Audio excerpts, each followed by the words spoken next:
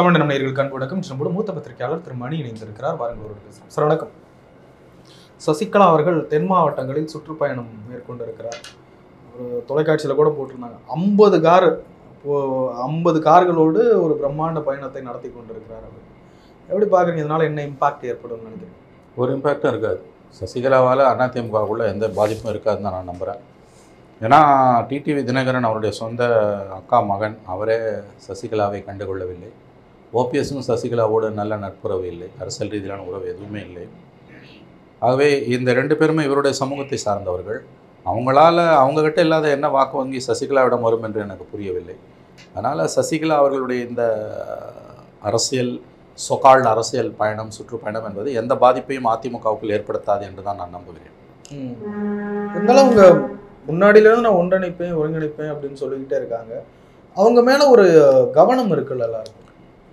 எந்த கவனமும் கிடையாது. அவங்க எப்போ 2021 சிறையிலேருந்து வெளியில் வந்து அசம்பிளி எலெக்ஷன் முன்னால் ஒதுங்கி நிற்கிறேன், தேர்தலில் போட்டியிடாமன்னு சொன்னாங்களோ, அதாவது ஆதரவு யாரும் இல்லாமல் அவங்க நினச்சா கூட போட்டி போட முடியாது. 2027 ஜனவரி வரைக்கும் அவங்க போட்டி போட முடியாது. ஏன்னா சிறையிலேருந்து வெளியில் வந்து தண்டிக்கப்பட்டு 4 ஆண்டுகள் சிறையிலேருந்து 21 ஜனவரியில் வெளியில் வந்தவங்களுக்கு 6 ஆண்டுகள் டிஸ்குவாலிஃபிகேஷன் இருக்குது. 27 ஜனவரிக்கு பிறகு தான் அவங்க தேர்தலில் போட்டி போட முடியும்.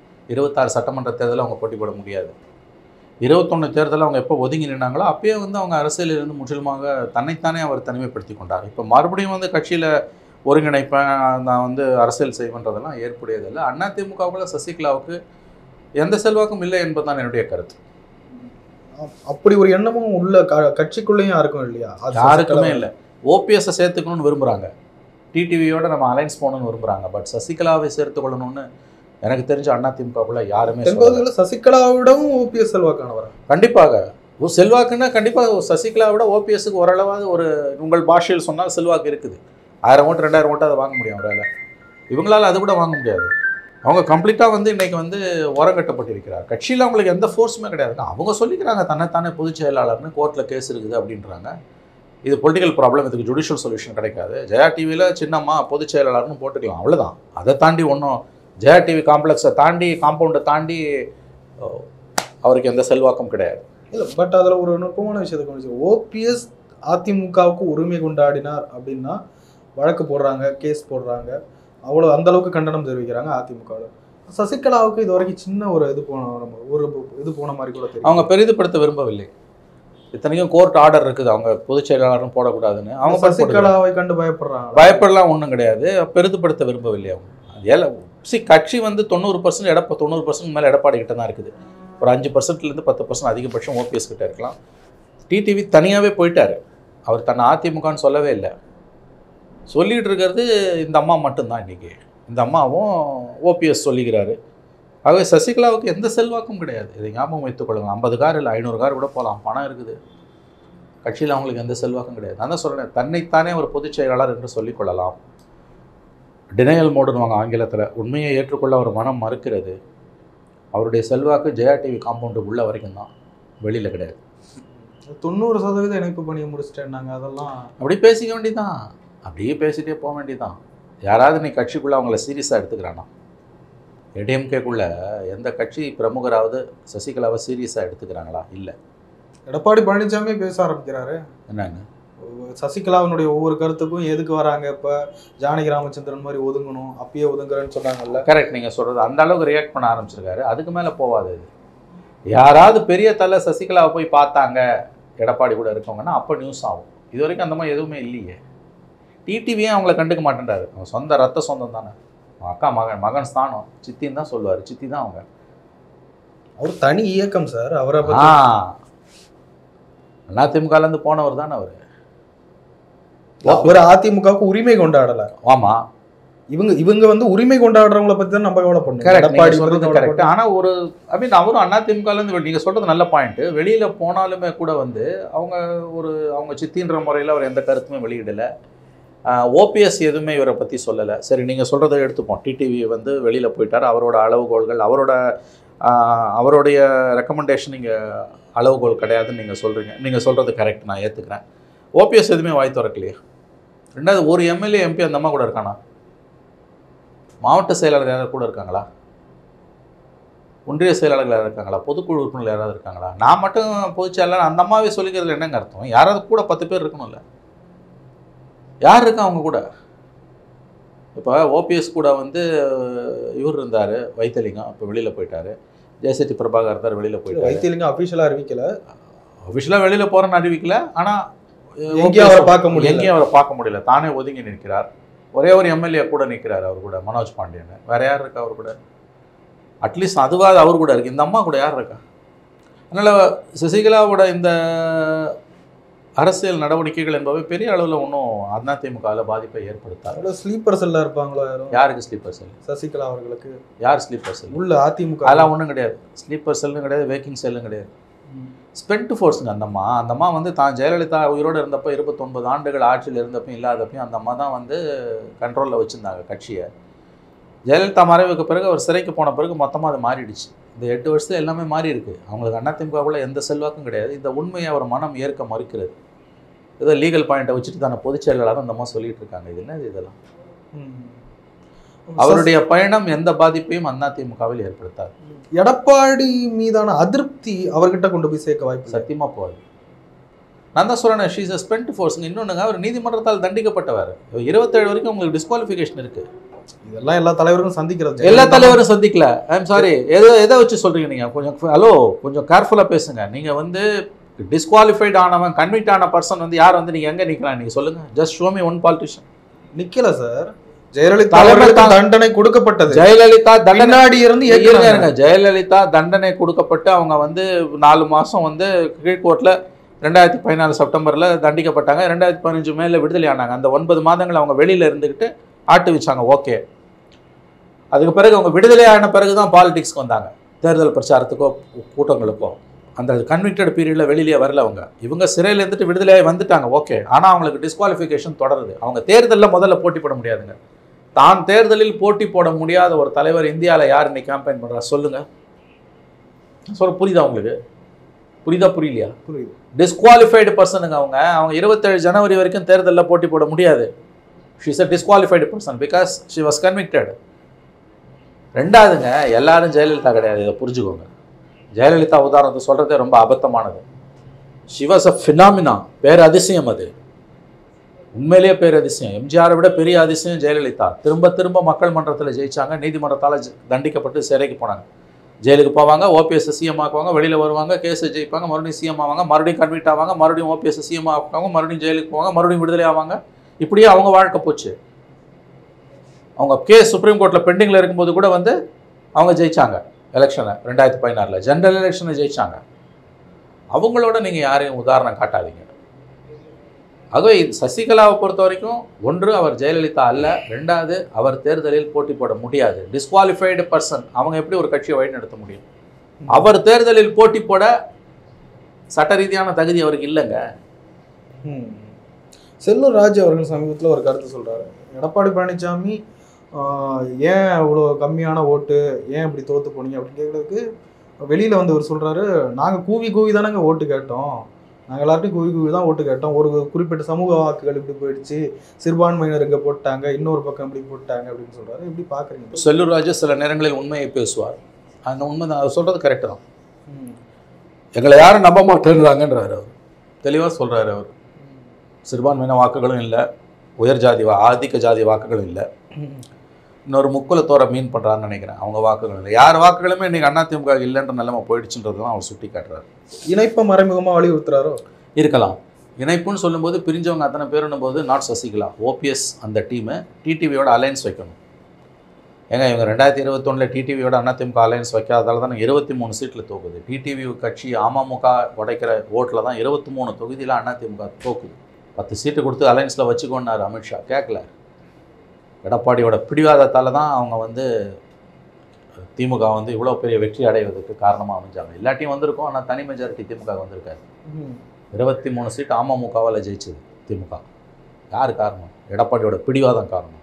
அதுதான் இன்றைக்கு இருக்கக்கூடிய நிலைமை. ஒன்றுபட்ட அதிமுக வேணும், டிடிவியோட அலைன்ஸ் வைக்கணும், but not Sasikala factor. Sasikala உள்ளே வந்தாங்கன்னா அவங்க அமைதியாலாம் இருக்க மாட்டாங்க, பழைய மாதிரி அவங்க உசர் பண்ணுவாங்க. அது அதிமுக பேரழிவு. சசிகலா உள்ள வர்றது பலம் இல்லை, கண்டிப்பாக அது வந்து பலவீனம் தான். அவங்களால ஒன்றும் கட்சிக்கு பலம்லாம் கிடையாது. இனிமேல் ஞாபகம் வச்சுக்கோங்க. சசிகலா ஒரு ஜெயலலிதா அல்ல. சார் ஒரு ஓட்டுன்னு அந்த அந்த வகையில கனெக்ட் பண்ணுங்க. அந்த ஒரு ஓட்டுன்னு அவங்க ஓட்டு மட்டும் சொல்றீங்களா, இல்லை அவங்க சமூகத்தோட ஓட்டு சொல்றீங்க? அவங்க சமூக ஓட்டுக்கு அவங்க முன்னாடி ஒரு 10 பேர் இருக்கட்டுமே. கிடையாது. 10 பேர் வச்சு என்ன பண்ணீங்க நீங்க? ஒரு ஒரு பேர் அழிவுன்றீங்களா? அதை எந்த வகையில், அது எந்த விதத்துலன்னா அவங்க வந்து தலைமை நோக்கி, தலைமை பீடத்தை கைப்பற்றுவதை நோக்கி நகருவாங்க. ஏங்க 1987 எம்ஜிஆர் மறைவுக்கு பிறகு 88லேருந்து ஜெயலலிதாவோட க்ளோஸ் ஆனாங்க அவங்க. 88லேருந்து 2016 வரைக்கும், அதில் ஒரு 12 வருஷம், இதில் ஒரு 16 வருஷம், 28 வருஷம் அவங்க வந்து கட்டி ஆண்டாங்க அதிமுகவை. ஜெயலலிதா பவரில் இருந்தாலும் இல்லாட்டியும் அவங்க எப்படி வந்து அதிமுக மெர்ஜ் ஆச்சுன்னா உள்ளே வந்து அமைதியாக இருப்பாங்க? அது சொல்கிற மாதிரி, எடப்பாடி சொல்கிற மாதிரி ஜானகி அம்மா மாதிரி நாகரிகமாக நகர்ந்து போயிடலாம்ல, ஆசீர்வாதங்கள்னு சொல்லிட்டு போயிடலாம்ல. என்ன சாதிக்க போகிறாங்க அவங்க வந்து மறுபடியும்? இல்லை, மனிதாபிமான அடிப்படையில், மனசாட்சி அடிப்படையில் ஹலோ என்ன பேசுறீங்க நீங்க? பாலிடிக்ஸ் இது பாலிடிக்ஸ். இதுல என்ன மனிதாபிமான மனசாட்சி? அவங்கள என்ன சிறையில் போடுங்க இல்லை தூக்கில் போடுங்க நான் கேட்குறேன். அப்படி யாரும் கேட்கல. ஒதுங்கி நில்லுங்கன்றாங்க. அவங்க கட்சி முடிவு செய்ய வேண்டிய விஷயம். அந்த கட்சிக்கான அவப்பெயரு யாரால வந்தது? இல்லை அதுதான் சார். அதை வந்து ஓபிஎஸ் சொல்லலாம், இல்லை வேற யாரும் சொல்லலாம். இபிஎஸ் சொல்லலாமா சசிகலா மேலே டைரக்டா? இல்லை இல்லை, இதெல்லாம் வந்து இன்னைக்கு இருக்க கதையை பாருங்க. அன்னைக்கு தவழ்ந்து போனாங்க, உருண்டு போனாங்க. அப்படிலாம் நீங்கள் நதி மூலம் ரிஷி மூலம் பார்த்தீங்கன்னா எந்த அரசியல்வாதியும் தப்ப மாட்டான். கலைஞர் சிஎம் ஆகிறதுக்கு காரணமே எம்ஜிஆர் தான். அண்ணா மறைந்த பிறகு நெடுஞ்செழியன் தான் சிஎம் ஆகணும். எம்ஜிஆரை கைக்குள்ளே போட்டுக்கிட்டு தான் கலைஞர் வந்து சிஎம் ஆனார். அதே எம்ஜிஆரை ஒரு வருஷத்தில் கட்சி விட்டு தூக்கி வெளியில் போட்டார். அது துரோகம் இல்லையா? அந்த துரோகத்தை பேசுங்களேன். பேச வேண்டாம், பேச மாட்டோம், தேவையும் இல்லை. அது முடிஞ்சு போன விஷயம். Everything is good in love and வார்னுவோம்.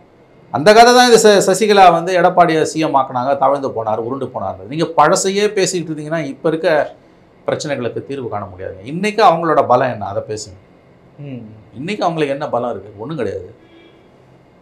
நான் சொல்கிறேன்ல, அவங்க தன்னைத்தானே பொதுச் செயலாளர்னு சொல்லிக்கலாம். கிண்டியில் இருக்குல்ல, ஈக்காடு தாங்கல்ல ஜெயா டிவி ஆஃபீஸு, அந்த காம்பவுண்ட் உள்ள வரைக்கும் அது பேச்சு எடுப்படும். அந்த காம்பவுண்டை விட்டு அப்படி தாண்டிங்கன்னா, இதை நான் கொச்சப்படுத்துறதுக்காகவோ யாரையும் இழிவுபடுத்துறதுக்காக சொல்லுவதாக நினைக்க வேண்டாம். இதுதான் உண்மை. சகிக்க முடியல. பொதுச் செயலாளர் சின்னமானு போடுறோம். அருவருப்பா இல்லை இதெல்லாம்? யாரை ஏமாத்துறதுக்கு இதெல்லாம் பண்ணிட்டு இருக்கீங்க நீங்கள்? ஜனங்க வந்து இதெல்லாம் எப்படி எடுத்துப்பாங்க சொல்லுங்கள்? மக்கள் என்ன முட்டாளா? சோத்தால் அடித்த பிண்டங்களா? அப்போ இதை பற்றி கவலையே இல்லை எனக்கு அப்படின்னு என்ன அர்த்தம்? ஜெயலலிதா உயிரோடு இருந்த வரையிலும் ஜெயா டிவியில் ஜெயலலிதான் தான் சொல்லுவான், செல்வி ஜெயலலிதான் தான் சொல்லுவான்.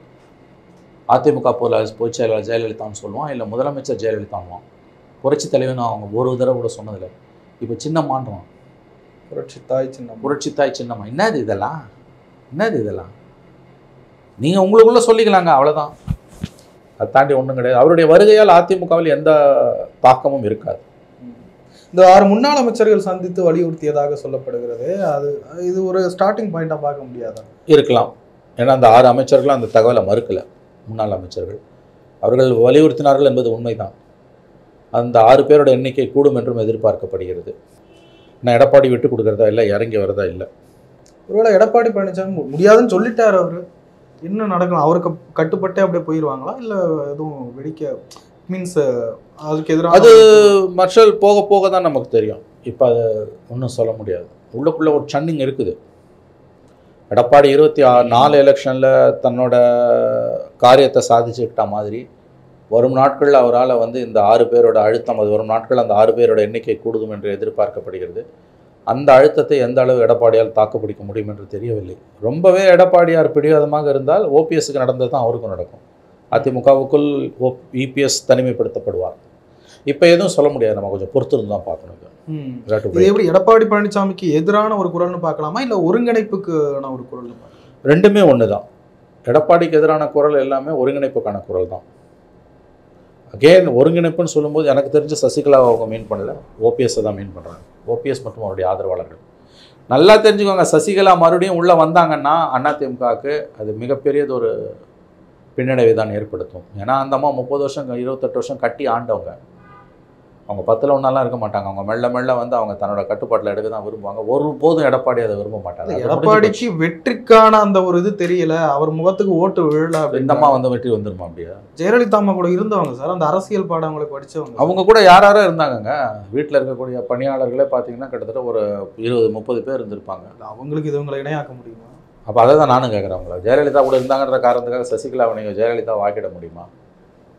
எந்த விதத்தில்? அவங்க ஜெயலலிதா உயிரோடு இருந்த வரைக்கும் பொலிட்டிக்கலாக சசிகலாவுக்கு என்ன ஸ்பேஸ் கொடுத்தாங்க? கடைசியாக ஏதோ ஒரு உறுப்பினர் ஆக்கினாங்க, பொதுக்குழு செயற்குழு உறுப்பினர், பொதுக்குழு உறுப்பினர். எம்எல்ஏ பதவி கொடுத்தாங்களா, எம்பி பதவி கொடுத்தாங்களா, அமைச்சர் பதவி கொடுத்தாங்களா? சசிகலாவை கூடவே வச்சுருந்தாங்க, வாழ்விலும் தாழ்விலும் சசிகலாவும் ஜெயலலிதா கூட இருந்தாங்க. சசிகலாவோட அந்த லாயல்ட்டி டுவர்ட்ஸ் ஜெயலலிதா அதை நான் கொஸ்டின் பண்ணல. அது உண்மையிலேயே ஜெயலலிதா எவ்வளோ கஷ்டம் வந்தாலும் அவங்க விட்டு விலகினது கிடையாது, அது உண்மை. பொலிட்டிக்கலாக அவங்கள வாரிசுன்னு ஜெயலலிதா எப்போ சொன்னாங்க? ரெண்டாவது, ஜெயலலிதா கிட்ட சசிகலாவுக்கு இருக்க லாயல்ட்டி வந்து அதிமுகவில் சசிகலா வேணுமா வரணுமா வரக்கூடாதா என்பதற்கான அளவுகள் கிடையாது. கண்டிப்பாக சசிகலாவை உள்ளே சேர்த்தாங்கன்னா அதிமுக நெருக்கடிக்குத்தான் உள்ளாகும். ஏன்னா ஜெயலலிதா உயிரோடு இருந்தப்போ சசிகலாவை ஏற்றுக்கிட்ட மாதிரி இப்போ யாரும் ஏற்றுக்க மாட்டாங்க. ஜெயலலிதா மறைவுக்கு பிறகு ஒரு 2 மாதம் பொறுத்து அவங்கள சிஎம் ஆக்கி அது அன்ஃபார்ச்சுனேட்லி அந்த முடிவை செயல்படுத்த முடியாமல் போன காலகட்டத்தில், அவங்க சிறைக்கு போன காலகட்டத்தில் சசிகலாவுக்கு இருந்த ஆதரவு இப்போ கிடையாது. இன்னொன்று, சசிகலா ஒரு wounded பர்சன். அவங்க திரும்ப உள்ளே வந்து ஒரு வேளை கட்டுப்பாட்டை எடுத்தாங்கன்னா கண்டிப்பாக எடப்பாடி எல்லாம் ஓடிடுவாங்க. சசிகலாவை கடந்து அதிமுக ரொம்ப தூரம் பயணப்பட்டுடுச்சுங்க. அவர் என்னைக்கு சிறைக்கு போனாரோ அன்றைக்கி அவருடைய அரசியல் வாழ்க்கை முடிஞ்சு போச்சு. அவங்க ஒரு வாய்ப்பு இருந்தது, சிறையிலேருந்து வெளியில் வந்தோன்னா அசம்பிளி எலெக்ஷனில் அவங்க கேம்பெயின் பண்ணுவாங்க. அவங்க போட்டி போட முடியாது, அதிமுகவுக்கு கேம்பெயின் பண்ணுவாங்க. நான் ஒதுங்கி நிற்கிறேன்னு அவங்க சொன்னாங்க. அன்றைக்கே அவங்க வாழ்க்கை அரசியல் வாழ்க்கை முடிஞ்சு போச்சு. ரியல் லைஃப் கிடையாது பொலிட்டிக்கலி. சமீபத்தில் ஒரு வார பத்திரிகை கூட செய்தி வெளியிட்டது, கேசி பழனிசாமி அவர்கள் கூட அதை சொல்லியிருக்கிறார். எஸ்பி வேலுமணி அவர்கள் ரகசியமாக பெங்களூருவில் பியூஷ் கோயலை சந்தித்ததாக அந்த தகவல் பார்க்குறேன். அதெல்லாம் எனக்கு தெரியாதுங்க. இதெல்லாம் ஹேஷியங்களின் அடிப்படையில் இந்த கிசு இந்த புலனாய்வு புலிகள், இந்த அக்கப்போர் வார பத்திரிகைகள் இருக்குல்ல, இவங்க சொல்கிறதெல்லாம் வச்சு நம்ம பேசுவது அபத்தமானது. எந்த ஆதாரமும் இல்லாத பேச்சுக்களை எல்லாம். அரசியல் என்பது கிசு அல்ல. அதிகாரப்பூர்வமாக வெளியில் இருக்க விஷயத்தை பற்றி மட்டும் வச்சு தான் நம்ம பேச முடியும். பட் அந்த பாஜக ஆதரவாளர்கள் அப்படின்றவங்க ஒரு சிறு கூட்டம் உள்ள இருக்க தானே செய்கிறாங்க. பெருங்கூட்டமே உள்ளே இருக்குது. அதனால் என்ன, நீங்கள் சொல்கிற சந்திப்பெல்லாம் நடக்கலையான்றதுக்கு நம்ம என்ன ஆதாரம் இருக்குது? இப்படி கேட்குறானே, பாஜக சும்மா விடுமா? வெளில போயிட்டாங்க, மறுபடியும் வந்துட்டாங்க. சும்மா விடாது தான் உண்மை. இது கரெக்டான கேள்வி. அவன் போட்டு தூண்டில் போட்டு எழுத தான் பார்ப்பான். ஏன்னா பார்லிமெண்ட்டில் வாஷ் அவுட் ஆனதை விட அதிகமாக அசம்பிளியில் தனியாக போனால் வாஷ் அவுட் ஆகும் பிஜேபி. அதிமுக தான் சொல்படி கேட்டு ஆடக்கூடிய ஒரு கட்சியாக மாற்றணும் தான் விரும்புவோம். ஆனால் டெல்லியில் மெஜாரிட்டி போனதால் பழைய அட்டூழியத்தை பண்ண முடியாது. அது இப்போ ஏடிஎம்கேக்கும் தெரியுது. அதனால் வந்து பிஜேபி அவங்க ஹார்டாக தான் டீல் பண்ணுவாங்க. பட் அலையன்ஸ் போக மாட்டாங்கன்னெலாம் சொல்ல முடியாது. 26 அதிமுக பாஜக கூட்டணி மீண்டும் மலர்வதற்கு வாய்ப்புகள் நிரம்பவே இருக்கின்றன. இங்கே திமுகவை சமாளிக்கணும்னா அதிமுக அடுத்த எலெக்ஷனில் பிஜேபி இல்லாமல் சமாளிக்க முடியாது. ஏன்னா பிஜேபிக்கு மத்தியில் அதிகாரம் இருக்குது, திமுக மாநிலத்தில் அதிகாரம் இருக்குது. டிஎம்கேவை ஃபேஸ் பண்ணணும்னா நடக்க போகிறது அசம்பிளி எலெக்ஷன். பிஜேபி கண்டிப்பாக அதிமுகவுக்கு பிஜேபி உதவி தேவை.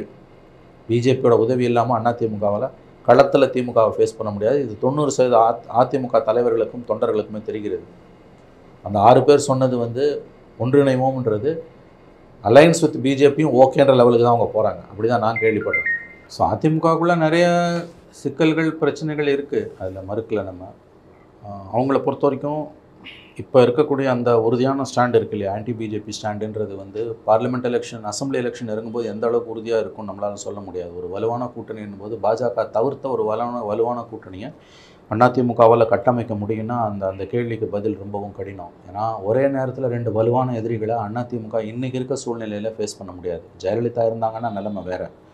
அதுலேயும் ஒரு 5-7% ஓட்டு வெளியில் சதுரி போயிடுச்சு. அதிமுகலேருந்து 20% ஓட்டு தான் இருக்குன்றாங்க இன்றைக்கி. அவங்களுக்கு 20-22% ஓட்டு தான். பார்லிமெண்ட் எலெக்ஷனில் இருந்த மாதிரியான அலையன்ஸ் இருந்ததுன்னா, அதாவது டிஎம்கே கிட்டே இருக்க அந்த மெகா அலையன்ஸ் கண்டினியூ ஆகி ஒரு பக்கம் சீமான் ஒரு பக்கம் விஜய் எல்லாம் வச்சுக்கிட்டு பாமகவும் பிஜேபியோட போயிடுச்சுன்னா, அதிமுக தனியாக நின்றுதுன்னா வாஷ் அவுட் ஆகிடும். திமுக 200 சீட்டுக்கு குறையாம அடிப்பாங்க. அதனால் அவங்களோட பழைய அலையன்ஸ் 2019 அல்லது 21 அலையன்ஸை நோக்கி அவர்கள் நகர வாய்ப்பு இருக்குது. அப்படி தான் அது கடைசியில் போய் முடியும். சுருக்கமாக சொல்கிறோன்னா, அதிமுகன்ற கட்சி இன்றைக்கி ஜெயலலிதா இருந்தப்போ அதுக்கு இருந்த வல்லமை ஓட் பேங்க் இன்றைக்கி கிடையாது. ரெண்டாவது, திமுக கிட்ட ஒரு ரெயின்போ அலையன்ஸ் இருக்கும்போது அதிமுக ஒரு ரெயின்போ அலையன்ஸை கட்டமைக்காமல் எலெக்ஷனை ஃபேஸ் பண்ண முடியாது. நீங்கள் கேட்கலாம், அப்போ பிஜேபி உள்ளே வந்ததுன்னா மைனாரிட்டி ஓட்ஸ் போவோம். ஆனால் பிஜேபி உள்ளே வரலன்னா இவங்களால் ஃபேஸ் பண்ணவே முடியாது எலெக்ஷன். அடுத்த எலெக்ஷன் ஆங்கிலத்தில் சொல்லுவாங்க, BJP will take its pound of flesh. அடுத்த அசம்பிளி எலெக்ஷனில் டெல்லியில் பிஜேபி கவர்மெண்ட்டு தான், மோடி கவர்மெண்ட்டு தான். 1-2 வருஷத்துலாம் அதுக்கு ஒன்றும் கவரெல்லாம் வாய்ப்பே கிடையாது. அப்படி இருக்கும்போது தமிழ்நாட்டில் வந்து அடுத்த அசம்பிளி எலெக்ஷனில் அவங்க முடிஞ்ச வரைக்கும் அவங்க எவ்வளோ பிடுங்க முடியுமோ அவ்வளோ பிடுங்க பார்ப்பாங்க. அதில் ஒன்றும் தப்பு கிடையாது. They will try to exploit their pound of flesh. அப்போ அதிமுக தனியாக வெளியில் விட அவங்க அலோவ் பண்ண மாட்டாங்க, நெருக்கடிகள் கொடுப்பாங்க. எடப்பாடி இப்படியே தன்னுடைய நிலைப்பாட்டில் உறுதியாக இருந்தால், அதாவது ஒன்றுபட்ட அதிமுக வேணாம், வெளியில் போனவங்க தான், நான் யாரும் சேர்த்துக்க மாட்டேன்னு இருந்தால் கண்டிப்பாக வந்து அதிமுகவுக்குள் எடப்பாடி தனிமைப்படுத்தப்படுவார். 22ல் ஓபிஎஸ்க்கு நடந்தது 24 அல்லது 25ல் கண்டிப்பாக எடப்பாடிக்கும் நடக்கும். அந்த வாய்ப்பும் இருக்குது. ஆனால் ஓபிஎஸ் வெளியில் போனப்போ அவரோட ஒருத்தர் 2 பேர் போனாங்க, பெரிய அளவில் ஒன்றும் பாதிப்பு இல்லை. பட் எடப்பாடி ஒருவேளை தனிமைப்படுத்தப்பட்டு இந்த 6 முன்னாள் அமைச்சர்கள்லாம் அவங்களோட கைகள் ஓங்குன்றாங்க. இன்னும் சில பேர் அந்த அணியில் சேருவாங்க, இன்னும் பலர் சேருவாங்க. அப்படி நடந்தாலும் எடப்பாடி கிட்ட ஓரளவாதி எம்எல்ஏக்கள் பிஞ்சுவார்கள். அந்த கட்டத்தில் அதிமுக செங்குத்தாக பிளவுபடும். செங்குத்தாக Sellur Raju wait and see முன்னாடிலாம் திட்டிக்கிட்டு இருந்தவங்க ஓபிஎஸ்ஸையோ சசிகலாவையோ இப்போ அமைதியாக இருக்காங்க. இல்லை ஒரு அதான் அதில் வந்து செங்குத்தாக பிளவுபடும். கண்டிப்பாக ஓபிஎஸ் வெளியில் அனுப்புன மாதிரி இபிஎஸ் வெளியில் அனுப்புனா கட்சிக்குள்ளே பாதிப்பு இல்லாத சூழ்நிலை கண்டிப்பாக இருக்காது. ஓபிஎஸ் வெளியில் அனுப்புனப்போ எந்த பாதிப்பும் இல்லை, ஒரு 2 எம்எல்ஏ போனாங்க அவ்வளோதான். பட் இப்போ அப்படி கிடையாது. எடப்பாடியை வெளியில் அனுப்புனா இல்லை ஒரு எடப்பாடியை வெளியில் அனுப்புனாங்க அப்படின்னா இந்த அணி சேர வாய்ப்பு இருக்கா சார்? இந்த அணி சேர வாய்ப்பு இருக்குது. ஓபிஎஸ் இவங்கெல்லாம் உள்ள சேர வாய்ப்பு இருக்குது. பட் எடப்பாடி வந்து தனி கடை விரிப்பார். எடப்பாடி தனி கடை விரிச்சார்னா அகைன் அது ஸ்பிளிட்டு தான். தனி கட்சின்ற தனி கட்சி எடப்பாடி தனி கட்சி இந்த சென்ஸ் வந்து அதிமுகவுக்குள் கம்பெனிகளுக்கு சொல்கிறேன்னு நினைக்காதீங்க. இல்லை தனி அணி. அதாவது வந்து புரிஞ்சுக்குவாங்க. அதாவது முன்னாள் 6 அமைச்சர்களுடைய அந்த வேண்டுகோள், அந்த வலியுறுத்தலை எடப்பாடி இது வரைக்கும் செவி மடுக்கவில்லை. அந்த செய்தி அந்த 6 பேரும் மறுக்கல. அதனால் அது உண்மை. ஆகவே வரும் நாட்களில் இந்த ப்ரெஷர் அதிகமாகுன்றாங்க. இந்த 6 பேர் எண்ணிக்கை கூடும் என்கிறார்கள். அப்படி ஒருவேளை கூடினால் அப்போ எடப்பாடி கட்சிக்குள் தனிமைப்படுத்தப்படுவார். அதனுடைய அர்த்தம் ஓபிஎஸ்க்கு நடந்தது எடப்பாடிக்கு நடக்கலாம். ஆனால் ஓபிஎஸ் வெளியே போகும்போது அவருடன் பெரிய அளவில் யாரும் போகவில்லை. எடப்பாடிக்கு அப்படி நடந்தால், தனிமைப்படுத்தப்பட்டால் அவர் பின்னால் ஓரளவு போவாங்க. அப்போ அதிமுகவோட நிலை என்பது செங்குத்தாக அது பிளக்கப்படும். அது நல்லதில்லை. ஆனால் அதை நோக்கி நகுந்த ஆச்சரியம் இல்லைன்னு தான் தோணுது இப்போதைக்கு. ஏன்னா இந்த 6 பேரோட ஸ்பீச்சை நம்ம சீரியஸாக எடுத்துக்கணும். அவர்கள் விடுவதற்கு தயாராக இல்லை. ஸோ இவங்க எல்லாரும் ஒன்று சேர்ந்தாங்கன்னா அது நல்லது தான். இன்க்ளூடிங் டிடிவி தமிழ்நாட்டில் வந்து அவங்களோட பொலிட்டிக்கல் ஸ்பேஸ் அவங்ககிட்டே இருக்கிறது தான் நல்லது. இல்லாட்டி அந்த ஓட் பேங்க் பிஜேபிக்கு போவோம், நாம் தமிழருக்கு போவோம், நோட்டாக்கு போவோம், திமுகவுக்கு போவோம். அது எதுவுமே நல்லது கிடையாது. அதனால் அதிமுகன்ற கட்சி ஸ்ட்ராங்காக வலுவுடன் இருப்பது தான் இன்றைக்கி தமிழ்நாட்டுக்கு முக்கியமான தேவை. அதிமுகவோட எதிர்கால நலனுக்கும் அதுதான் வேணும். எடப்பாடி பிடிவாதம் பிடிக்காமல் அனைவரையும் ஒன்று சேர்த்து கொள்ள வேண்டும். நிறைய விஷயங்களை பயிர்ந்து. நன்றி மாஷா.